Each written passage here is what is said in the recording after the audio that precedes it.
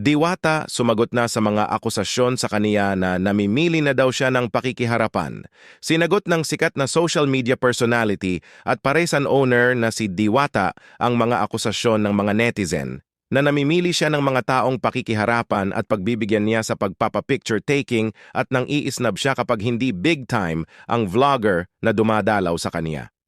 Sa isang sit-down interview niya sa ABS-CBN News, nilinaw ni Diwata ang mga kumakalat na clips na kesyo nagtataray siya sa fans at vloggers na nakikiusap na magpa-picture o selfie sa kaniya. Kung may invite, kung kaya ng oras ko, go. Pero kung hindi kaya ng oras ko, tumatanggi ako kasi hindi ko pwedeng pabayaan yung business ko.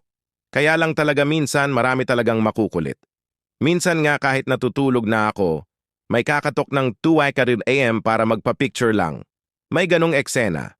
Pero kaya naman pagpasensyahan.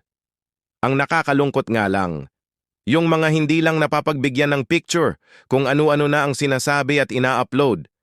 Wala naman akong pakialam. Wala naman akong taong inaagrabyado. Wala naman akong taong tinatapakan. Kung hindi mo kayang intindihin yung paliwanag ko, nasa sa kanila na yon. Kasi nga busy ako. May ginagawa ako. Pero kung may free time ako, lahat welcome kahit maliit na vlogger pa yan. May dala ka man o wala, anong masasabi nyo?